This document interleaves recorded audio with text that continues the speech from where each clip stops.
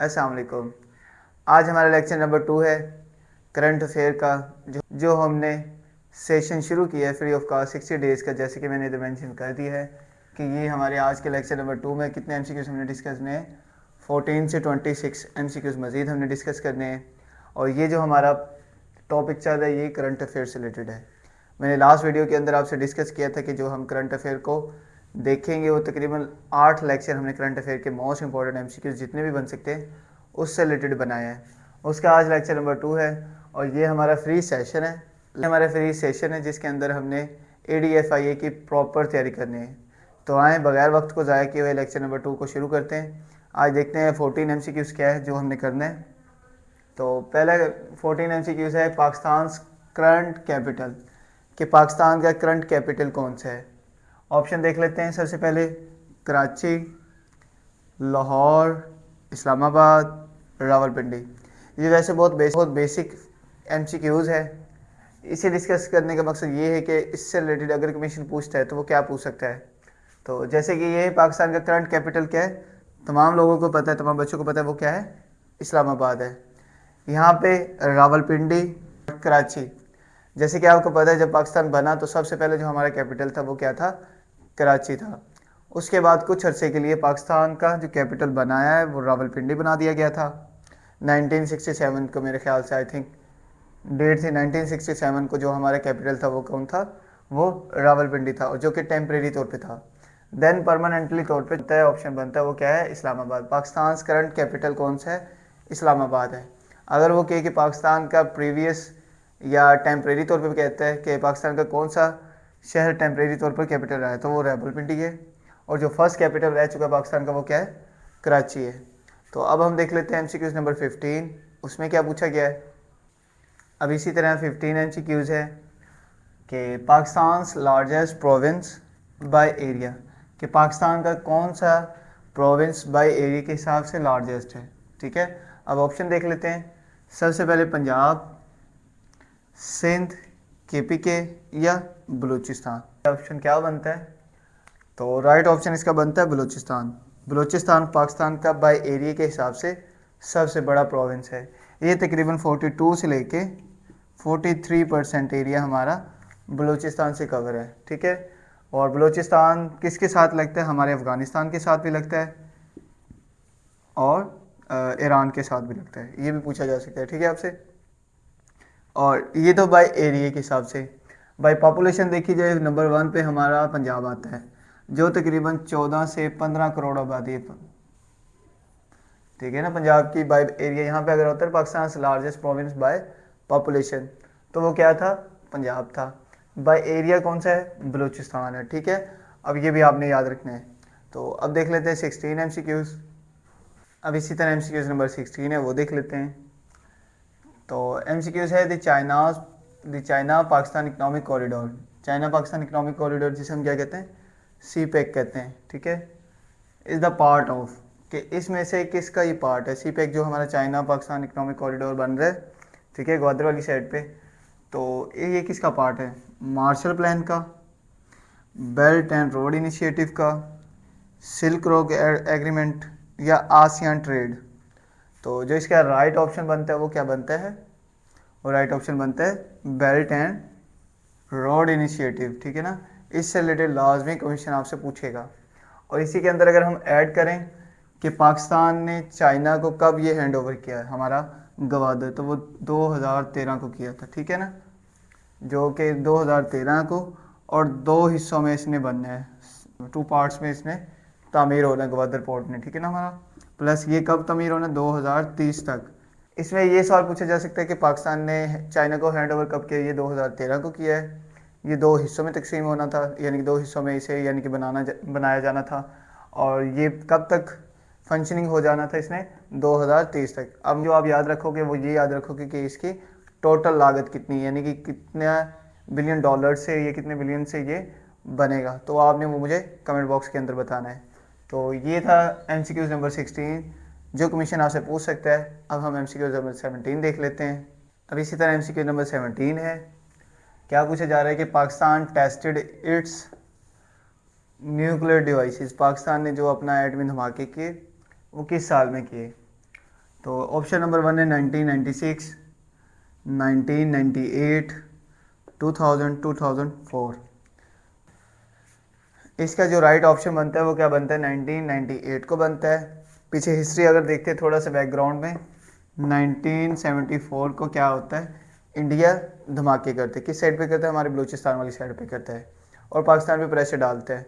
ठीक है, पाकिस्तान 1978 से एटमी धमाके 78 से पाकिस्तान अपनी रिसर्च शुरू कर देता है। ठीक है, फिर फाइनली 28 मई 1998 को पाकिस्तान दोबारा, यानी कि पाकिस्तान 28 मई 1998 को क्या बनता है, एटमी पावर बन जाता है पूरी दुनिया के अंदर।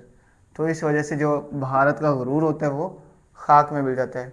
मई को हम क्या बनाते हैं, योम तकबीर भी मनाते हैं। ठीक है ना, योम तकबीर, ये भी आपने याद रखना है। योम तकबीर पाकिस्तान कब मनाता है, 28 मई को मनाते हैं। क्यों मनाते हैं, क्योंकि इस दिन पाकिस्तान ने एटमी धमाके करके दुनिया में एटमी पावर बना था।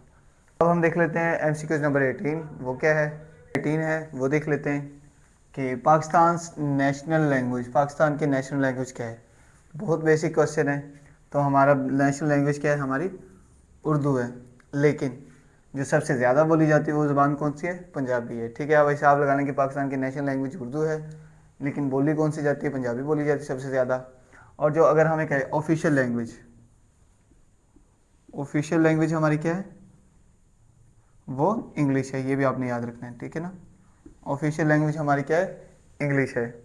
उर्दू को कौमी ज़बान कब करार दिया गया, 1973 के कॉन्स्टिट्यूशन के अंदर। ठीक है ना, ये भी आपने याद रखना है। क्वेश्चन नंबर 19 देख लेते हैं, MCQ नंबर 19 देख लेते हैं। चले आए, अब इसी तरह MCQ नंबर 19 है वो देख लेते हैं कि the largest dam of Pakistan, Pakistan का लार्जेस्ट डैम ऑफ पाकिस्तान कौन सा है, कि पाकिस्तान का लार्जेस्ट डैम कौन सा है। तो ऑप्शन देख लेते हैं। सबसे पहले Mangla dam, Tarbela dam, Warsak, hub.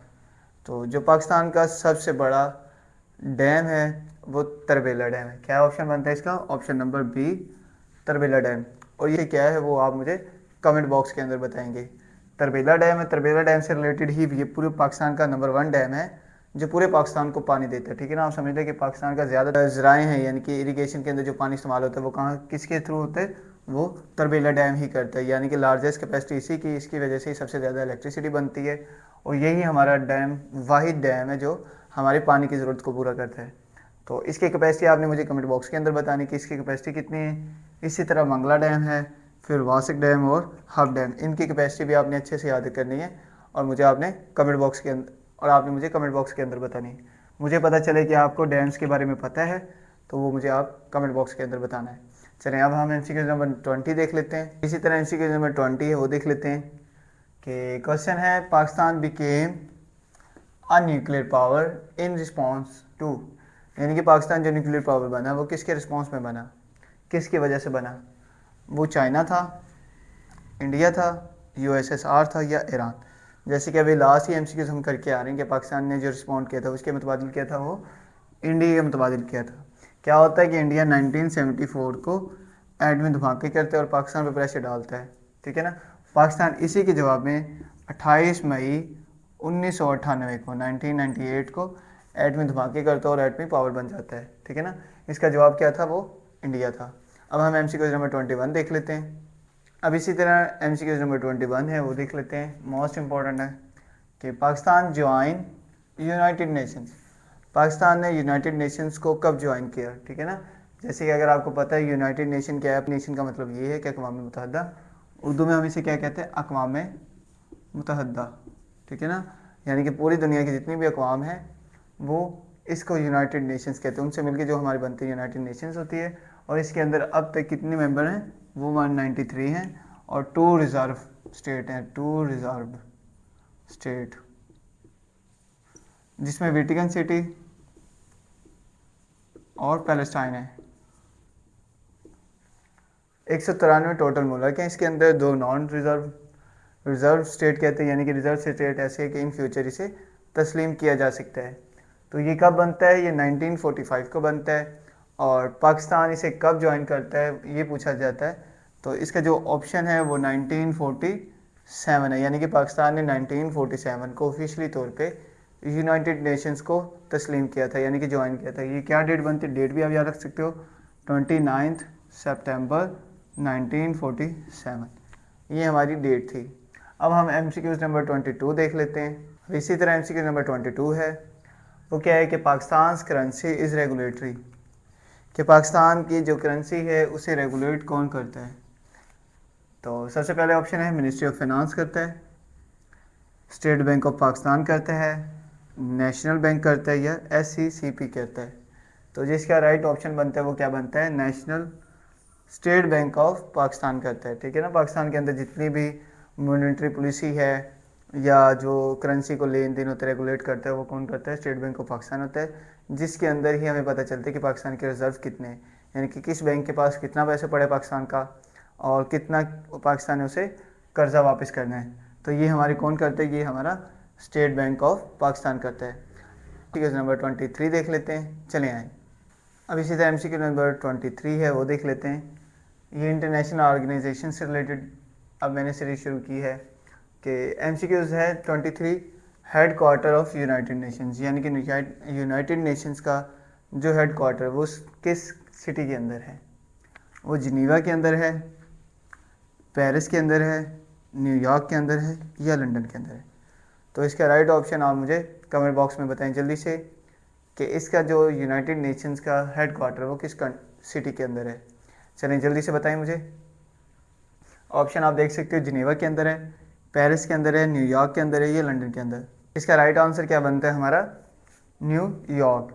हमें से बहुत से स्टूडेंट्स इसमें कन्फ्यूजन होते हैं, हमें से बहुत से स्टूडेंट्स यहाँ ही कन्फ्यूज़ होते हैं कि यूनाइटेड नेशंस, इसी तरह आगे हम वर्ल्ड हेल्थ ऑर्गेनाइजेशन पढ़ेंगे तो ज़्यादातर बच्चे किसका लगा देते हैं, जिनीवा। ठीक है, लेकिन आपने याद रखना है यूनाइटेड नेशंस का जो हेड क्वार्टर है वो कहाँ पे है, न्यूयॉर्क के अंदर है। चलिए अब हम नेक्स्ट देख लेते हैं 24। अब इसी तरह हमारे MCQ नंबर 24 है वो देख लेते हैं कि headquarter of WHO, world health organisation का जो हेड क्वार्टर है वो कहाँ पे है। ऑप्शन नंबर 1 है जिनीवा के अंदर, पेरिस के अंदर, बर्लिन के अंदर, या रोम के अंदर। तो हमारा यूनाइटेड वर्ल्ड हेल्थ ऑर्गेनाइजेशन का जो हेड क्वार्टर वो कहाँ पे है, वो जिनीवा यानी कि स्विट्ज़रलैंड के अंदर है। अब इसी तरह हमारे MCQ नंबर 25 है वो देख लेते हैं। तो वो क्या कहते हैं कि इंटरनेशनल मॉनेटरी फंड IMF, ठीक है ना, इंटरनेशनल मॉनेटरी फंड हमें किसे कहते हैं, IMF को कहते हैं। वो कहता है कि ये प्रोवाइड करता है, ये क्या प्रोवाइड करता है, मिलिट्री एड्स, ठीक है ना, मिलिट्री एड प्रोवाइड करता है, फाइनेंशियली असिस्टेंस देता है, एजुकेशनल लोन देता है, कल्चर एक्सचेंज करता है। जो इसका राइट ऑप्शन बनता है वो क्या बनता है, ये फाइनेंशियली यानी कि फाइनेंशियली तौर पे गवर्नमेंट्स को, कंट्रीज़ को फाइनेंस करता है, उनको असिस्ट करता है। ठीक है ना, IMF ये कब बना था, 1945 में, ठीक है ना, 1944 या 1945 में। ठीक है, अब इसका बेसिक काम क्या था, मॉनिटरी करना लोगों की यानी कि मुल्कों के आपस में जो उनके पैसे के मामलात हैं उनको डिफ़ॉल्ट होने से बचाना, उन्हें पैसे देना और उनको असिस्ट करना, उनको रोड मैप देने कि वो कैसे अपने लोगों को रोड मैप देना कि वो कैसे अपनी हुकूमत को चला सकते हैं, अपने मुल्क को कैसे तरक्की दिलवा सकते हैं। तो IMF का बेसिक काम ये था। अब इसी के साथ अगर देखें कि IMF का हेड क्वार्टर किधर होता है, ठीक है ना, ये भी क्वेश्चन आता है। तो ये वाशिंगटन DC के अंदर है। वाशिंगटन DC आपको पता है ये कहाँ पे है, हमारे अमेरिका के अंदर है। अमेरिका में इसका होने का मकसद यही है कि IMF में जो ज़्यादातर फंडिंग देता है, जो मुल्क देता है वो कौन सा है, अमेरिका है। इसलिए जो इसका हेड क्वार्टर बनाया गया वो वहाँ पे है, वाशिंगटन DC। इसी तरह IMF के साथ वर्ल्ड बैंक का भी कहाँ पे है, वाशिंगटन DC के अंदर है। तो IMF और वर्ल्ड बैंक में बेसिक डिफरेंस ये है कि जो IMF होता है वो फाइनेंशियली असिस्ट करता है किसी कंट्री को ताकि वो फाइनेंशियली तौर पे स्टेबल हो सके, और जो वर्ल्ड बैंक होता है वो कंस्ट्रक्शन से रिलेटेड होते हैं, मुल्क को तरक्याती कामों के लिए फंडिंग करता है वो वर्ल्ड बैंक है। सिंपल ये इनका बेसिक डिफरेंस है। अब हम लास्ट MCQ देख लेते हैं 26 लेक्चर नंबर 2 का। चले आइए वो देख लेते हैं। क्वेश्चन नंबर 26 है MCQ नंबर, तो वो देख लेते हैं। वो कहते हैं ऑर्गेनाइजेशन ऑफ इस्लामिक कॉरपोरेशन, जिसे हम क्या कहते हैं, OIC, ठीक है ना। उसके मेंबर पूछ रहे हैं हाउ मैनी मेंबर्स। जैसे कि आपको पता है पूरी दुनिया के अंदर जो इस्लामिक कंट्रीज़ हैं वो कितनी है, वो टोटल 57 है। तो इसके ऑर्गेनाइजेशन भी कितने बनेंगी, OIC के मेंबर्स कितने बनेंगे, OIC organisation of Islamic corporation, ठीक है ना। इसका स्टैंड फॉर भी पूछ लेते हैं, ये भी आपने याद रखना है, ठीक है ना। OIC स्टैंड फॉर क्या होता है, ऑर्गेनाइजेशन ऑफ इस्लामिक कॉरपोरेशन, ठीक है। इसके टोटल मेंबर कितने हैं, 57। तो ये था लेक्चर नंबर 2, जिसके अंदर हमने 14 से लेकर 26 तक MCQs देखे। करंट अफेयर सीरीज़ का जो हमने टेस्ट सीरीज शुरू की है, फ्री सेशन शुरू किया हुआ है ADFIA से रिलेटेड। करंट अफेयर टॉपिक हम कर रहे हैं सबसे पहले, जिसके मैंने आपको पहले बता दी कि इसके टोटल लेक्चर हमने कितने करने, वो टोटल लेक्चर 8 करने हैं। तो उसका लेक्चर नंबर आज 2 था। उम्मीद है आपके लिए बेनिफिशियल रहा होगा। अगर वीडियो अच्छी लगी है तो लाइक करें, अपने दोस्तों के साथ शेयर कर दें और सब्सक्राइब भी कर दें। इंशाअल्लाह मिलते हैं नेक्स्ट वीडियो में। अल्लाह हाफिज़।